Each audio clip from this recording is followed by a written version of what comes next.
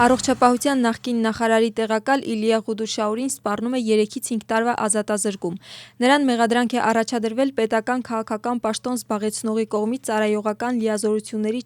չարաշահման փաստի առթիվ՝ ֆինանսների նախարարության քննիչ ծառայության կողմից։ Պաշտոնական տեղեկատվությամբ գործը վերաբերում է շտապօգնության մեքենաների տենդերին։ Իլիա Ղուդուշաուրին սպասում է պաշտոնական մեղադրանքի առաջադրմանը։ Նրան արդեն այցելել է իր փաստաբանը նախնական կալանքի կենտրոնում։ Շահերի պաշտպանի տեղեկությամբ Իլիա Ղուդուշաուրին հարցաքննվել է 3 երեկոյան, որից հետո տեղի է ունեցել նրա կալանավորումը։ Գրեթե 4 տարի անց Վրաստանում կրկին նշանակվել է Ուկրաինայի դեսպանը։ Վլադիմիր Զելենսկին այդ պաշտոնում ներկայացրել է Միխայլո Բրոդովիչին։ Ուկրաինան դիվանագիտական առաքելության ղեկավարին հետ կանչեց մեր երկրից Ուկրաինայում պատերազմի սկսվելուց կարճ ժամանակ անց։ Ինչ է փոխվել այս ընթացքում եւ ինչպիսին է քաղաքական արձագանքը Թբիլիսիում։ Հայտնի չէ, թե երբ կժամանի, սակայն դեսպանին վերադարձնում է 4 տարի անց։ Այնուհետև եղան 2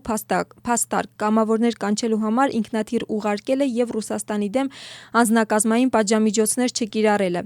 Օրինակ, իշխող թիմում ասում են, որ սկսում են վերականգնել դիվանագիտական հարաբերությունները եւ հետ կանչի ժամանակ Ուկրաինան ճիշտ էր։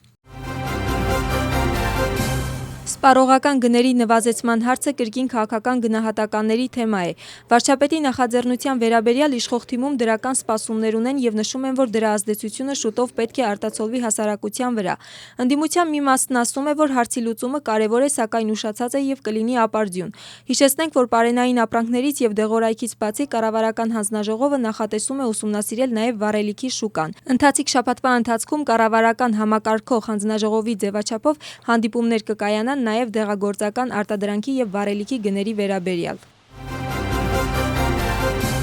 Քաղաքական բանավեճերի անցկացումը նույնպես քաղաքական քննարկման թեմա է։ Վրացական երազանքը պատրաստ է խորհրդակցությունների եւ քննարկումների բոլոր շահագրգիռ կողմերի հետ։ Իշխող թիմում ասում են, որ բանավեճերի առաջին ձևաչափը պետք է ձևավորվի եւ անցկացվի մոտ 2 շաբաթից։ Ինչ վերաբերում է ընդդիմությանը, մի մասը պատրաստ է բանավեճերին, իսկ մյուս մասը այս գործընթացին միանալու համար առաջադրում է վերջնագրեր, որոնց թվում է նաեւ ցույցերի ժամանակ ձերբակալվածների ազատ արձակելը։ Ադրբեջանում ձերբակալվել են Իսլամական պետություն ճյուղի 3 անդամներ։ Նրանք Բաքվում ծրագրում էին հարձակում իրականացնել դեսպանատներից մեկի վրա։ Ադրբեջանի պետական անվտանգության ծառայության տեղեկությամբ ձերբակալվածները Իսլամական պետություն Խորասանի անդամներն էին։ Անվտանգության ծառայությունը չի նշում, թե կոնկրետ որ երկրի դեսպանատան դեմ էր ծրագրվում հարձակումը։ Քննությունը ընթանում է ահաբեկչության նախապատրաստում հոդվածով։ Նրանց տվյալներով ձերբակալվածներից մեկը ծնվել է 2000 թվականին, իսկ մյուսը 2005 թվականին։ Հայտնի է, որ նրանք ահաբեկչական գործողությունը ծրագրում էին կրոնական հողի վրա։ Զենքը նույնպես առգրավվել է։ Քրեական գործի շրջանակում քննչական եւ օպերատիվ գործողությունները շարունակվում են։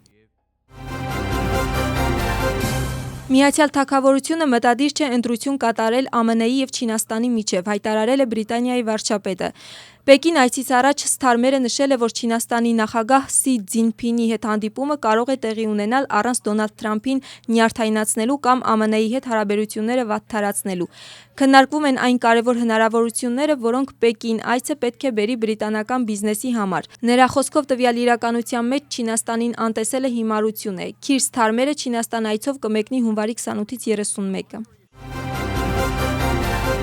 Սպիտակ տան մամուլի խոսնակը հայտարարում է, որ Դոնալդ Թրամփը չի նահանջում Ուկրաինայում խաղաղության գործընթացի առումով։ Քերոլայն Լևիթի խոսքով այս փուլում տեղեկություն չունի Ռուսաստանի կամ Ուկրաինայի առաջնորդների հետ նախատեսված հեռախոսազրույցների մասին, սակայն ԱՄՆ-ի նախագահը ներգրավված է բանակցություններում։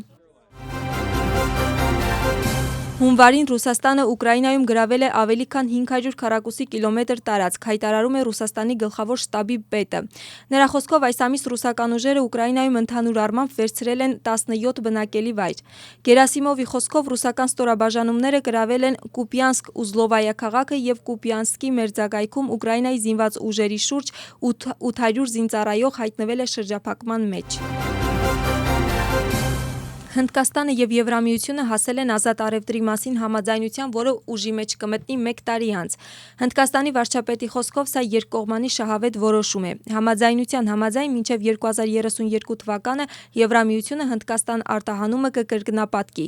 իսկ հնդկական կողմը եվրոպական ապրանքների նկատմամբ մաքսատուրքերը կնվազեցնի կամ ամբողջությամբ կվերացնի։ Միևնույն ժամանակ եվրոպական ընկերությունները Հնդկաստանի շուկայում կունենան արտոնյալ մուտք։ Լրատվամիջոցների տեղեկությամբ ազատ առևտրի մասին համաձայնագիրը ստորագրվել է գրեթե 20 տարի ընթացող բանակցություններից հետո։ Հնդկաստանի վարչապետը եւ Եվրահանձնաժողովի նախագահը այսօր ավելի ուշ հանդես կգան համատեղ հայտարարությամբ համաձայնագրի մանրամասների վերաբերյալ։ Ուրսուլա ֆոն դեն Լայենը համաձայնագիրը որակել է որպես պատմական իրադարձություն։ Միգրացիայի վարչության աշխատակիցները Վրաստանից արտաքսել են օտարերկրյա 87 քաղաքացու,